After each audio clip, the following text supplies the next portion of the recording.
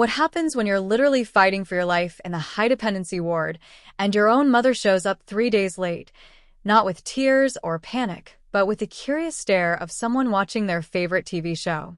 This is the story of when my body completely broke down, and how these health crises revealed the true nature of my family in the most devastating way possible.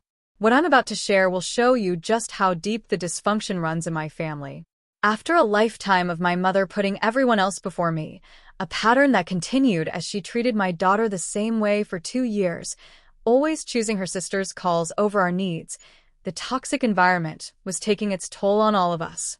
My depression started creeping back in, stronger than before. There were moments when I became suicidal again, which is ultimately why I decided to quit my job. I thought quitting would give me space to heal. Instead, my body had other plans. Just 2 months later, at 33 years old, my world turned upside down. I was diagnosed with Guillain-Barré Syndrome, a rare autoimmune condition where your body's immune system attacks your own nerves. I became completely paralyzed from head to ankles for 6 days. The doctor's words still haunt me. The worst is yet to come. Once the weakness reaches your lungs, you could be intubated and put in an induced coma because you won't be able to breathe on your own. At that point, you'll need to be transferred to the ICU. The progression was frighteningly fast. Every breath was already becoming a struggle. I spent the longest 6 days of my life in the high-dependency ward, watching my body shut down, knowing that each increasingly difficult breath could be my last conscious one. My face was completely paralyzed. I couldn't smile, couldn't blink, couldn't swallow.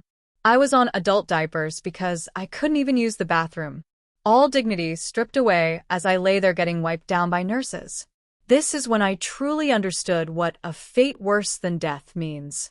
My daughter was only 2 years old, and here I was, teetering on the edge between the high-dependency ward and a potentially indefinite coma in the ICU.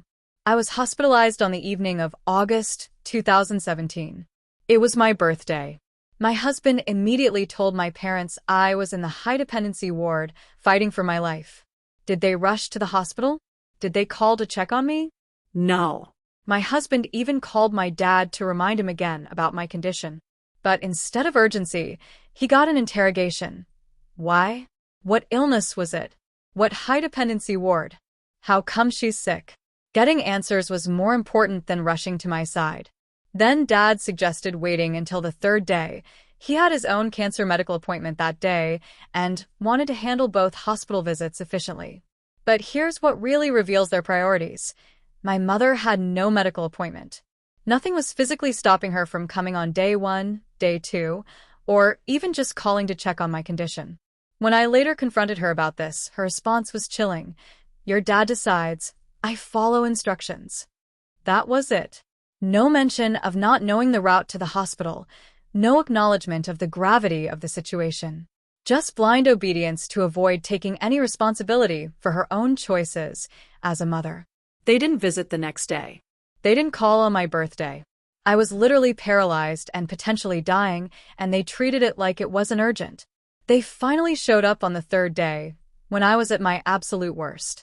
By then, I couldn't swallow my own saliva. Phlegm was accumulating in my lungs and had to be suctioned out with a cough assist machine. I was choking on my own spit, coughing and gasping for air. When the curtains opened and I saw my parents standing there, their reactions told me everything I needed to know about who they really were. My dad's eyes flashed with worry and intense guilt, the look of someone who truly understood how close he'd come to losing his daughter. Having been through 2 major surgeries himself, he knew exactly how bad my condition was. I could see him breaking inside, realizing he should have come immediately. But my mom? What I saw in her expression looked like nothing but curiosity, like she was watching a medical drama unfold. No maternal panic, no desperate relief that I was alive, just fascination with the spectacle of her paralyzed daughter. That moment shattered something inside me. Even facing death, carrying years of accumulated trauma that had literally broken my body down, what I saw in her expression looked like I was still just entertainment to her. After seeing them, something strange happened. My entire body relaxed, like I'd finally accepted my fate. I went into this almost meditative state, as if I was ready to let go. Maybe someone upstairs heard my prayers, because on the fourth day, I felt tiny sensations returning to my legs. By the sixth day, I was out of immediate danger, which doctors said was relatively fast for GBS recovery. And here's where their true characters became even clearer. Dad started visiting me every single day after that third day, like he was trying to apologize for not coming immediately. My mom? She hardly showed up. When I asked Dad where she was, his excuse was that she was busy with housework. Then on the seventh day, something miraculous happened. I started walking again without assistance. Even my doctors were shocked. What they had warned could be a very long recovery process was happening faster than anyone expected. But walking again didn't mean I was fully recovered. The muscle fatigue from GBS isn't like regular tiredness. It's true exhaustion that hits every time you use your muscles. I had to relearn basic functions like swallowing and eating, while my fully paralyzed face made even simple tasks exhausting. This is why I still needed 2 months total away from my 2-year-old daughter, 1 month in the main hospital for monitoring and treatment, then another month in specialized rehab to rebuild my strength and relearn basic functions like eating. During my inpatient days, my husband was working night shifts and asked my mother to stay overnight to help with our 2-year-old daughter.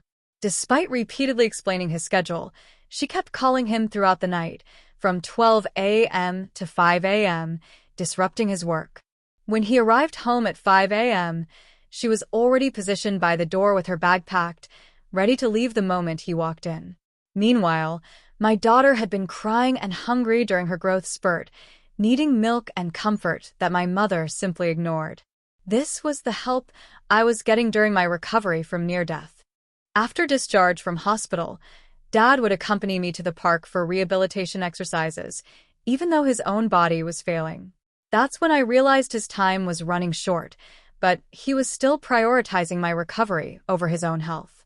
My mom did step up for about 6 months after discharge, the only time she ever helped without complaints. But even then, it felt more like damage control than what broke me wasn't just being abandoned while paralyzed. It was the complete absence of worry or guilt in her eyes when she finally saw me fighting for my life. When I later told her how upset I was that she didn't even call, there was no remorse, just a stream of excuses, even at the expense of my feelings. That moment revealed the truth. I had never had a real mother. I'd had a woman who saw me as an investment, and when that investment became inconvenient or costly, she emotionally checked out.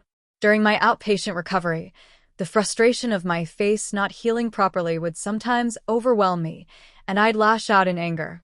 Dad endured every outburst like a champ, always trying to console me and remind me that healing takes time. My mother, meanwhile, remained emotionally unavailable, another reminder of the stark difference between having a parent who shows up and one who simply exists in your life. 1 year after my GBS diagnosis, my father's body finally gave out, and he passed away. I not only lost the one person who truly loved me unconditionally, but I also saw my mother's true colors. The full depth of her cruelty was yet to be revealed. My entire world shattered completely. It took me almost 4 years to fully realize the extent of my mother's true nature after Dad passed away, and that's when I finally decided, enough is enough. My face plateaued in its recovery for almost 4 years after Dad passed away. The paralysis had left lasting damage, and I couldn't smile properly or blink normally.